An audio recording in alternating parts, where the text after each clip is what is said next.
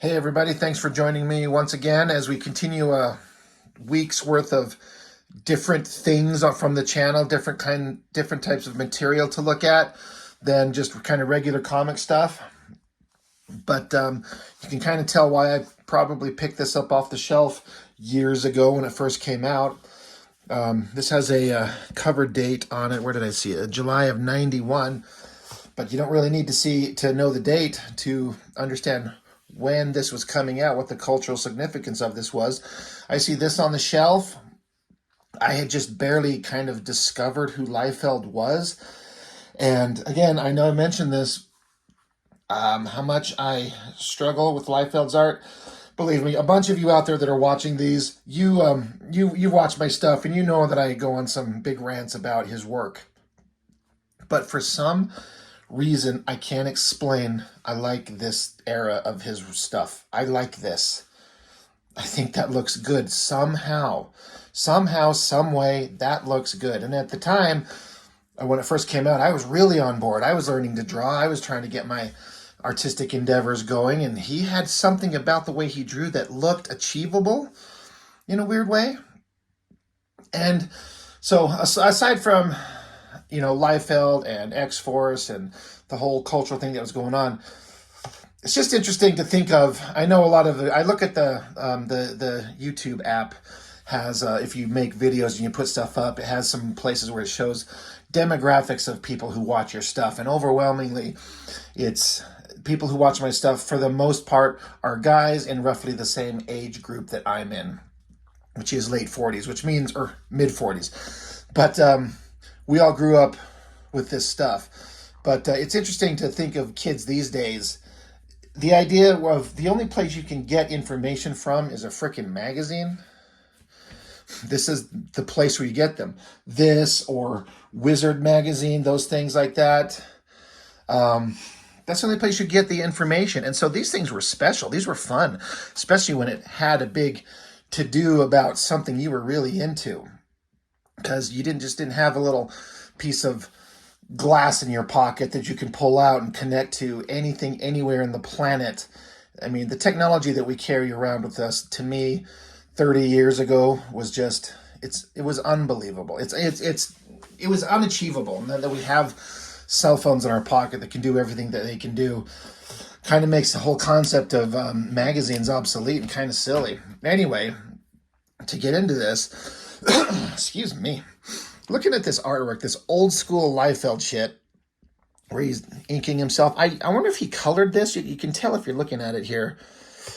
Like, it looks like it's colored with markers. I don't really know a lot about how comic books were colored back in the day. I know I hear a lot about Doc Martin dyes that they would color with. I believe that they were used because they were a rich, vibrant color, but if you had black ink work down, the color would go over the white, but it would not cover the black. I think that's what this was. But these look like markers, and I wonder if Liefeld did this. I don't know. I look at these faces, and you see the mouth, and then let me get this going on here. Get the mouth, and then the way he'd do these lines up from the cheekbones and under the chin, he does it on all the straight-on faces where you can see it, including Cable. And I used to do that shit all the time. I would copy that. I didn't know what I was doing. I didn't know why I was doing it. But I copied that for a long time. It didn't make no damn sense. Anyway, what do we got going in here? It just starts out. The Rocketeer. Man, that is such a good movie. I had no idea that it was a comic book of any type. I had no idea. I mean, I knew comic books, but I can't know everything about comic books. But that was a fantastic movie that subsequently it looks like it's one of the best comic book adaptations ever made. I am not an expert of the comic series at all. But when you look at the artwork and you read up on it and the vibe and the style that it had, that movie really seemed to have nailed it. And it kind of bombed, unfortunately, financially. If you've never seen The Rocketeer and you want to see just a beautifully made movie with great actors and a kind of a showcase of a great, it was set in like the 50s, Amazing movie, highly underrated.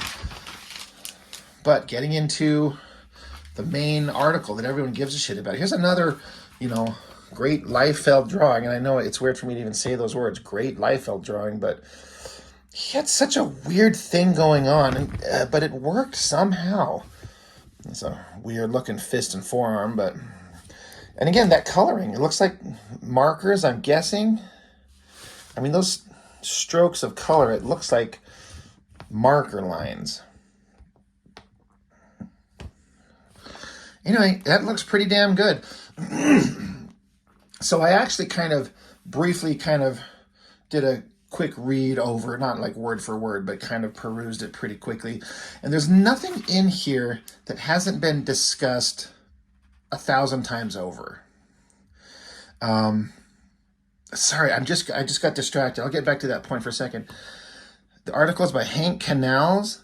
That's one of the guys that latched on to the Image Boys when the Image first started. There's that classic image of all the Image founding fathers at Mark Silvestri's house, and they're all sitting there, and I think the only one who's not there is Whilce Portacio, but there's just some random dude sitting there, and I'm pretty sure it's that guy. That's interesting that he's doing this interview. That's right, random thing, if you kind of follow the history of the Image Comics guys. But anyway, there's interesting information in here, but it's been covered a million times over. Liefeld talks about it all the time. The cartoonist kayfabe guys on that channel, they talk about it all the time, about what he was and how he came onto the book and how he rightfully so thought the current incarnation of the New Mutants were just boring and out of touch, and he wanted to add something different. So the editor hits him up and says, hey, make a new character. Bob Harris wanted changes, and so they said, give him a new leader. And then Liefeld was working on the book with Louise Simonson, and those two did not mesh well. She didn't like the way that Liefeld wanted to take it, and Liefeld clearly had the energy and vibe that was going to take the book places, and they were ready to cancel the book if they don't get something kind of new going on, and so they took a bet on this punk-ass kid Liefeld, and it paid off in droves. Like, it really, really, really worked out. So I wasn't going to recap much of the text here, because if you follow Liefeld in this era, you've heard everything that's in here. They are talking about how X-Force, or rather New Mutants 100, had yet to be released, and how they're spinning the book off into X-Force #1. And there's some pages in progress, or artwork in progress. That's not from the book, but you'll see some here come up in a second. I always like seeing the black and white version of artwork. It just kind of showed me what this stuff looks like when the artist is done with it. So that was interesting. McFarlane inks over Liefeld. This is one of the best drawings that Liefeld ever did, and that's McFarlane giving a nice coat of paint, a nice finish on it. It still looks like Liefeld, but it has a different vibe to it that works really well. So anyway, they're talking about how they agreed to cancel the New Mutants with issue 100 and start over with a brand new book, X-Force, keeping their creative team intact. And those books, New Mutants 100 sold 1 million copies. Liefeld likes to shout that out, and he's right. Sold 1 million copies, and it didn't have any special gimmicks. It didn't have multiple covers. It wasn't bagged up. Didn't have cards in it, variations on anything. It was just a comic book, and it sold 1 million copies. I think he said he got $1 million off that book. I mean, it's $1.50 is the price. So, I mean, do the math on that. I believe he said he got his first $1 million check. If you can even imagine that. I mean, it's a large issue, 48 pages, but you draw this book and the artwork that he produces, but it's sold. And he got, I think he said, $1 million check. And that just blows my mind. But he's the artist on it. He was the one creating the energy and the vibe and the excitement. And if it's sold, and that's what his contractual obligations were required to give to him, he earned it. Good for him. I'm all about you put out the work, and if it sells and you reap a whole bunch of money, it's yours. I mean, that capitalism, it works. If you create something that puts it out, you put it out there, and people like it, they buy it. If you put something out there and people don't like it, they don't buy it because they don't want it because it's an inferior crap product, and you don't make no damn thing. But he was the artist. He was the one that everyone was there for. He made a shit ton of money. And then you go on to X-Force #1 that sold No, it was 5. Spider-Man was 3 million copies. X-Force was 5 million, and then X-Men #1 was 8. So he became a millionaire off 2 different comic books, a multimillionaire. And you know what? Good for him. I mean, fuck him, but good for him. I think that's another McFarlane inked Liefeld drawing. I think that was the Cards, Stupid Gideon, Stupid Sunspot. But then there's some black and white artwork from X-Force #1, and that stuff looks neat. I like seeing that stuff. That's fun. So, of course, Deadpool was hyper popular. That guy was super just taken off as far as popularity. More of the black and white artwork from X-Force #1. It looks good. It looks really good. Somehow. I feel kind of sick even saying it, but it looks good. So good stuff all around. So of course, having a magazine, this is where you learn all your information about how things happened, why they happened, the behind the scenes interviews with creators. This is where it was at. This is where you get your information. It was fun. These were critical information for somebody like a fan who's interested in this stuff. Excuse me. Unfortunately, as far as this magazine, that's the end of anything interesting for me. Oops. As far at least as really interesting, the X-Force stuff ended, and there's some other stuff in here that I don't have any idea what any of this stuff is. I've never heard of it then, I've never heard of it now, but there's a billion things out there in the art world, comic strips, so I have nothing to say about it. So they're talking about how these are illustrations done by comic artist Neil Adams and his Continuity Associates, Continuity Comics, to pursue licensed merchandising deals. So they made this movie, then they're trying to like, hey, here's some artwork from the movie.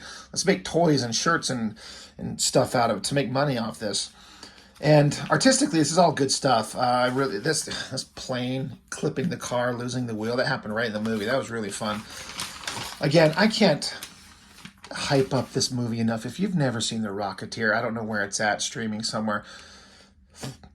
Is it Disney? I wonder if it's on Disney Plus. I might actually go fucking shut this camera off when I'm done here and go watch it. It's got me excited to go watch it. It's so goddamn good. And the music in it. All right, I gotta shut up about it. It's just a beautiful movie. But good artwork here. All this stuff. I mean, these guys knew what they were doing. These are all scenes right out of that movie. It's really good. Love it all. And then you get into... excuse me. This character called The Shield. I've never heard of this creator. Grant... I don't even know how you pronounce this last name. M-I-E-H-M? Meehan? Sorry, I don't know. Never heard of him. I'd never heard of the character. At the time, I was like... fucking a patriotic character. I mean, I've got a patriotic character that I like. His name is Captain America. Who the fuck is the Shield? I think, didn't Liefeld do some alternate version of this guy? And I'm not talking about Fighting American, but I think he recently got to do something with the Shield, and it looked like it looked absolutely terrible. It's like a bowl of human feces. Excuse me. At the time, I didn't care for any of this. Growing up now, I kind of appreciate the artwork. That's pretty good drawing. But not anything I was interested in. This was interesting. It doesn't say, like, are these... It just suddenly, you just turn the page, and then here's some, like, I want to call them action figures, but these aren't movable things. They're just figures that stand there. I think this is way too early for too many people to be into like making their own shit. So these are things that are made by companies. It doesn't say. It's just here they are. Spider-Man's okay, kind of boring. The Jean Grey's okay, kind of boring. I think that Silver Surfer, the way he got the silver look to him, I think that looks cool. Iron Man's all right. Punisher looks terrible. This Doom is unique, Dr. Doom, because he's supposed to be wearing armor like Iron Man, but it doesn't have any like joints or anything like that, so it just kind of looks like he's carved out of stone or something. I kind of like that. You got your traditional Batman, obviously in the Keaton outfit, which is fine. This thing, and especially the lighting, like the photographer, whoever did that, they knew what they were doing, giving him that lighting and shadow. That's an even great reference to draw from. That looks amazing. Getting into some more. This Captain America looks absolutely ridiculous. He looks like an absolute idiot. I don't care for this Wolverine too much because he looks proportionately weird. Looks like his legs are way too short and stumpy. That Hulk is incredible. Get it. Yeah. Unlike the new Hulk, Horizon's vinyl kit is reminiscent of old. So I guess these are something that they were off. I don't know. But look at the muscle on that figure. And then again, the photographer on that. They absolutely knew what they were doing. That looks amazing. So anyway, then they get into an article about Fred Flintstone and a guy who did the voice on him. At least he did in 1970. So the Flintstones came out in the 60s sometime. And then 77, the guy, I guess, who did the original voice died. So then they had this other guy come along and did the voice of Fred Flintstone. And they just talk about that. I used to watch the Flintstones as a very young kid, and I never particularly cared for it. It was extremely repetitive. It was okay, not my thing. Did anybody ever hear that theory how the Flintstones and the Jetsons exist in the exact same world? It's just the Flintstones are down on the planet's surface, and the Jetsons, if you've ever watched that silly, stupid show, they're always up in like these, I don't know if they're floating or just propped up like habitats above the clouds. And so they're in the clouds above and they're down below. They exist in the same world. That was interesting. Anyway, this Hanna-Barbera old school cartoon shit, it's all classic and fun, but not very interesting. Simpsons came along and they were extremely interesting, and one of the funniest, most favorite characters ever for me, and the guy who does the voice, Dan Castellaneta, great stuff. Just another interview with him doing what he does. And this has been very early in the Simpsons' existence because we're talking 91, so they hadn't been around for very long. What if they knew they'd be around 3 decades later? Speaking of things being around forever, seeing this, as I record this, just in the last couple of days, there's the Flash TV show that just aired its last episode. They even bring back this actor to play a version of Flash in that show. I only watched the first few episodes of season 1, and I could not stand it. There were so many things I just found it so boring and cliche and ridiculous. I'm out. I don't have any interest in the Flash himself as a character, like most DC Comics characters. The only DC Comics characters I give a shit about are Batman and Superman, and then Wonder Woman, kind of in third place. And the rest of them, for me, just personally, I don't give a shit about any of them. I am going to go see the new Flash movie that's coming out only because Michael Keaton's Batman is in it. That's the only reason. I haven't even seen the new Justice League movie. I watched the Man of Steel that Zack Snyder did, hated it. And then I watched Batman versus Superman, hated it. And I'm like, I am not watching Justice League. I am watching no version of it at all anywhere. I do not give a fuck. But to show Michael Keaton's Batman, you got me. I'm going to go see it. So, fuck it. You got my cash. But I remember watching the first episodes of this TV show, and back in the day as a kid, you get very, very little as live-action comic book anything. And my memory of it was kind of good. I don't really know if it actually holds up. The costume looked pretty damn good. The special effects seemed to work reasonably well for the era. So, anyway, that's The Flash. Getting into a story on Dick Tracy. I have no love or dislike of Dick Tracy as far as a comic strip. I understand and respect who he is and what he is and the significance of everything. It's just there's nothing about him that I particularly care about. The only thing that I have about Dick Tracy for me that's culturally relevant to me is that movie from the 90s with Warren Beatty. I remember it coming out and kind of liking it, and then a few years later I kind of thought it sucked because there were so many weird, ridiculous, stupid things I couldn't stand, so I avoided it for years and years and years. And then I revisited it a couple years ago, and I'm like, this is actually pretty fucking good. I don't know what my problem was with it. I enjoyed the hell out of it. It's not perfect, but it's really fun. So, Dick Tracy. Classic characters. Master of Menace. Again, Dennis the Menace. He's one of those classic comic strips that I used to read all the time. I remember as a kid, my dad would always get the newspaper, and of course, we're always going to bust out the comic strips, and I'm always reading Garfield, Blondie, Hagar the Horrible, BC, Dennis the Menace. And with the exception of Garfield, sometimes none of them were funny. I swear to God, they never made me laugh, but I just read them out of habit. I guess I was kind of interested-ish in some of the stories, a little bit, sort of, on a microscopic level, but they were never funny. But classic characters that existed forever. So that's just, when I see Dennis the Menace, I remember when I was a early teenager, when I'd have to wake my ass up, I'd set an alarm and then I'd turn my TV on and then go back to bed because I could lay there for a half an hour. And at that same time, the Dennis the Menace animated show would come on. And so every morning forever, it seemed like that opening theme song to the Dennis the Menace cartoon would play. And that's what I'd wake up to often. So he's kind of stuck in my brain because of that. But never thought it was particularly funny, but it's just from a different era and a different vibe. I'm going to look at a comic strip series that's old now, but is timeless and is always funny. I can't wait to go through this. This is genius. This is just classic. And classic doesn't mean necessarily still good. Anyway, there's all that stuff. And, yeah, just different magazines. Comic Scene, Starlog, Fangoria, Gorezone.